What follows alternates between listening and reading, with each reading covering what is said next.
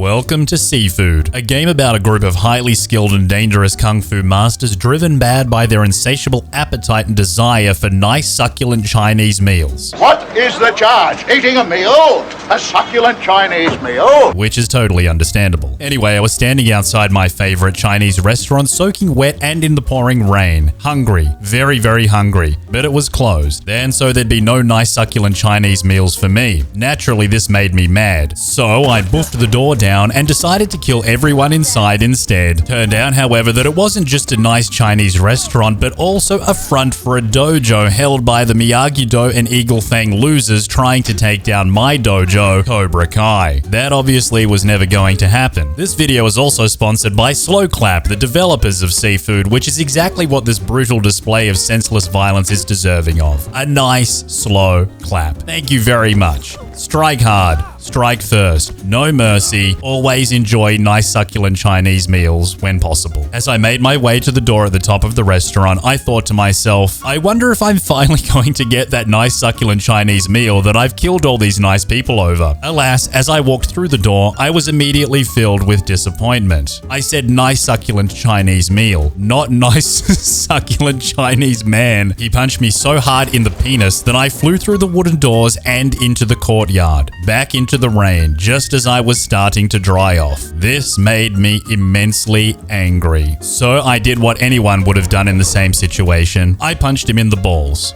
A little bit too hard. And he died.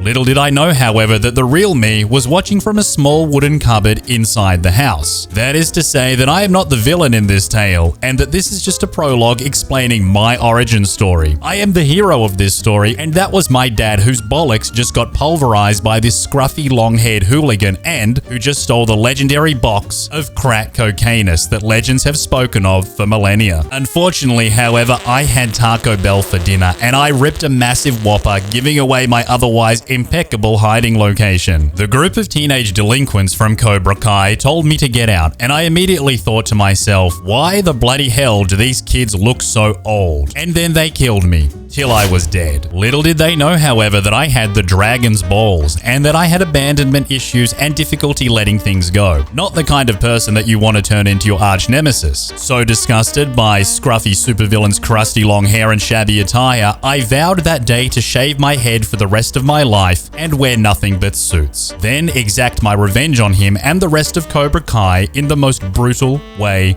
possible. Jump forward a bunch of years and this is me. You done f***ed up, boy. Night after night, I fantasized about our next meeting together, and it always ended exactly the same way.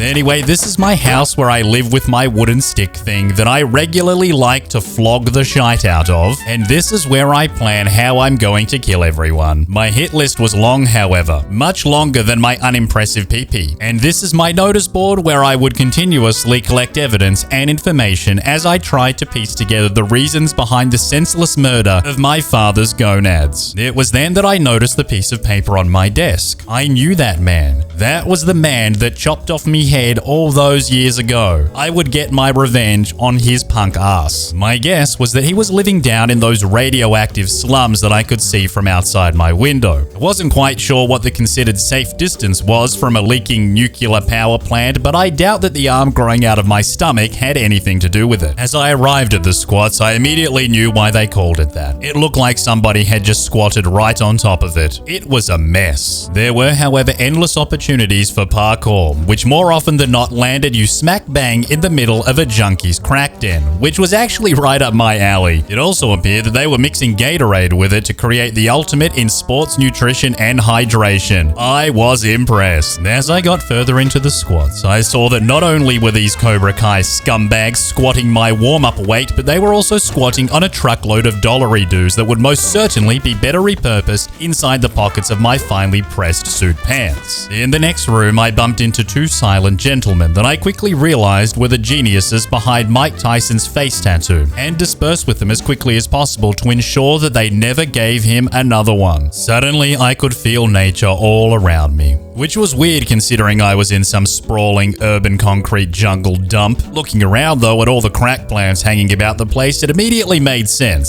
So that's how they make wacky tobacco, I said to myself, chuckling, before completely walloping the ever-loving poo schmeggins out of every single person in the room.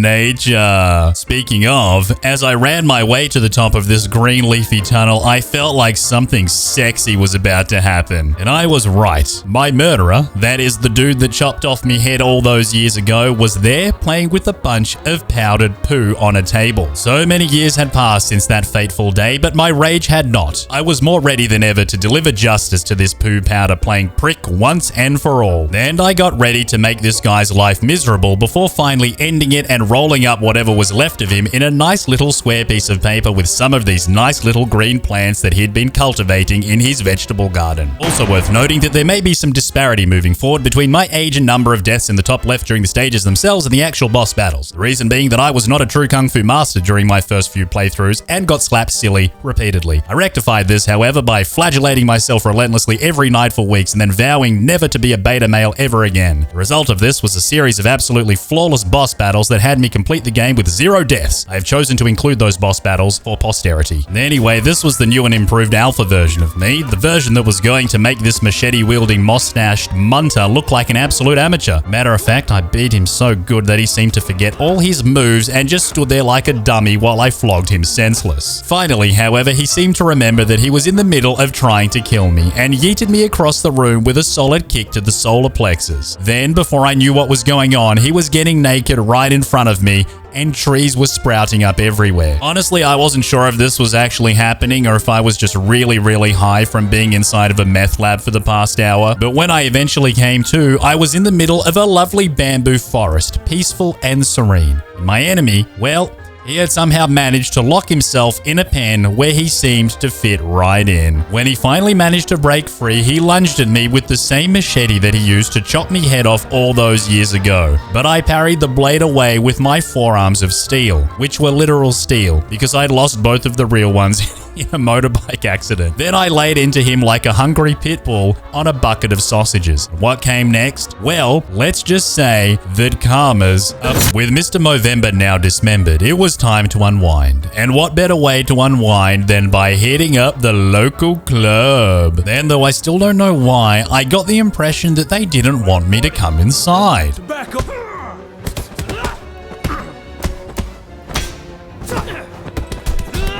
Obviously, however, I went in anyway and then ruined everyone's night because I'm a massive dickbag. There was a moment though where things weren't looking all that good for me. I know, hard to believe, but it's true. I was getting beat on real bad by two unpleasant gentlemen that didn't want to go to sleep like everyone else. Love always triumphs in the end though. See? Scissor action. In the club. This club was on fire though, like literally. And seeing as this door also had fire written on it, I thought it would be the perfect place for me to take a wee. This man had other ideas, however. So I ran out the door and never came back. I then found another couple of fire doors and thought to myself, maybe I can go to the bathroom in here. Alas, upon opening it, I soon realized that I was in the middle of some kind of kinky fire sex ritual. Leave. You see, as fate would have it, this smoking bandaged freak show was actually part of the gang that killed my father, and tonight, up in the club, I was going to kill him. I was going to kill him so hard all night long. With a brick. I then shoved my fingers in his eyes after wiping and not washing my hands before sweeping him onto his bum. This clearly made him mad, and in a last-ditch attempt at showing defiance, he threw his filthy cancer stick on the floor, making the entire room even more on fire and stuff. It was actually really hot, and seeing as I buy my suits at Walmart and that they're highly flammable, I thought that I should probably wrap this circus up quick smart. Next on my list was Japanese ninja lady who for some reason took up residence inside the local museum. As I entered, I thought that something seemed a little bit off about the curator and his friend. These didn't look like ordinary museum nerds. These looked like European tourists with dangerous weapons. I had no choice but to splatter their brains all over the place, which, knowing museums and art galleries these days, would probably slap a sign on the stains and call them art. The museum truly was a fascinating place, however, with delightful exhibits everywhere and lovely people in colorful outfits just waiting to be killed. After finally making my way to the top, however, I hopped into the magical elevator and rode it like I stole it until it finally stopped somewhere in the middle of icy cold Hokkaido. I had a bad feeling about this. It was quiet. Too quiet. And then I knew why. A crazy ninja lady with an endless supply of throwing knives and a chain with a blade on the end of it. What could possibly go wrong? Well, just between you and me, about 8 hours of repeating the same stage over and over and over again to try and get a zero death outcome is what could possibly go wrong. But anyway, after finally figuring out this naughty lady's moves, I was ready to show her mine. And I'm not gonna lie, I was pretty good. I was like water, which actually wasn't good considering I was in the middle of a freezing cold snowstorm and was probably about 3 minutes from turning into a frozen human lollipop. She swung the thingy high, I dropped it down low. She swung the thingy low, I flung it up high. Then ba-ba-ba-ba-ba-ba-ba-ba, kung fu in the face ad nauseum until you're dead. Or at least that was the idea, had it not been for the cheeky second phase, and sometimes third, that every boss had as an ace up their sleeve. Considering how brutally horrendous the first phase was, I wasn't looking forward to the second. You see, Ninja Lady had a deep dark secret that nobody knew about until now. She was a crackhead. Just rewatching this battle in order to edit it for this video was no word of a lie, giving me PTSD. You see, this boss battle was the ultimate piss take, and it made me question my sanity and my worth as a human being. It's time for some bang bang boom boom, have a taste of your own medicine. That is, a knife in the heart. Thank you for dying. With 3 out of 5 enemies dead, it was now time for me to pay a visit to the CEO, aka crusty old woman, who lived in a lovely solid gold tower and pooped in a lovely solid gold toilet. And as I rushed into her office to give her a big kiss on the lips, she rang a little golden bell thingy that caused me to hallucinate. Everything was twisting and warping around me, and I liked it. I also very much appreciated the fact that for some bizarre reason, the cosmos had placed me on level 47 of this building. I took this as a good omen that more people were going to die and that none of them would be me. Which was going well until a bunch of bad dudes started flooding their way into an elevator shaft to try and kill me, and then until the elevator started to collapse and fall its way to the bottom of a 100-floor building and then like another 500 floors below ground level into some deep, dark, secret underground sex dungeon that the old lady had made to trap me in. That shaft, however, led me to a secret room where pictures of all the local dojo seafoods that had been murdered by Cobra Kai all those years ago hung upon the wall. What was this madness? I shouted at the hipster across the room. The Guardians. This made-up order who kept for themselves what belongs to the people. But truth always finds its way. And so does justice. Wow! With nowhere left to go but down, I hurled myself off the cliffside and fell a bazillion feet down to the ground below, landing perfectly on my fingers like an absolute fingering master. Fingering master. What was this place, I thought to myself, and what's that smell? Did I just shit myself? I think I might have just shit myself. Then suddenly, as though appearing out of thin air, the CEO hopped out from behind one of the gigantic golden dragon statues and told me that I was now her slave and to lie down and let her tie me up with her magical golden rope. And I mean, I didn't hate the idea. I was just too crafty for her, hopping and gliding around over and under her sexy golden rope, which actually made her pretty angry, resulting in her spitting the dummy and smashing the building and causing the whole thing to collapse entirely. This is fine, I calmly said to myself as I watched the platform I was standing on free fall further and further towards the center of the earth. After all, everyone knows that the earth has a nice warm chocolatey center down there somewhere. With a quick flurry, I closed the distance, then ran up on her, grabbed her sexy golden rope and choked her with it. Don't ask me how I got out of there because I'm pretty sure I died. Anywho, at this point, I had exacted revenge on 4 of the 5 rapscallions that assaulted my father that fateful night all those years ago. It's now finally time for me to seek out the man himself, the leader, who ironically was now living inside of a nice rehabilitation center somewhere up in the mountains, where dogs doing poo-poo anywhere on the premises was strictly forbidden, but poos doing dogs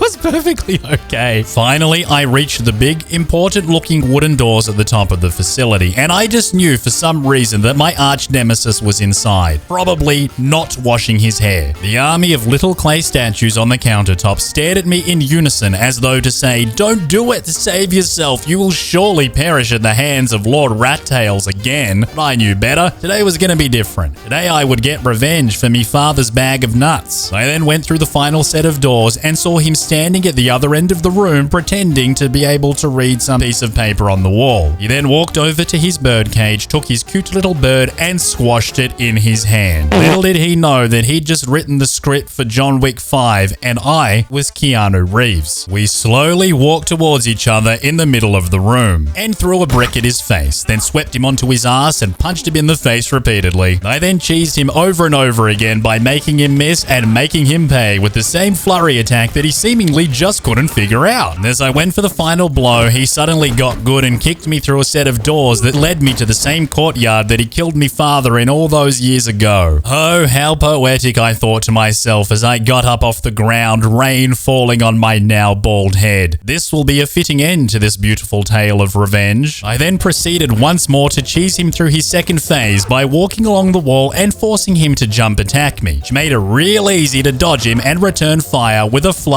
of sack wax that rendered him crippled in a matter of moments. Or at least I thought it did, but then he reverse attacked me and stole my dragon's balls on a string, so I broke his elbow. Then I killed the absolute frick out of him over and over again until he was dead. And then I ripped his heart out and I ate it because I heard it's full of protein. And I had worked up quite the appetite killing all these people. Now that me old dad's balls had been avenged and I was complete, it was time to put on something a little more comfortable and go get myself a nice succulent Chinese meal. I deserved it.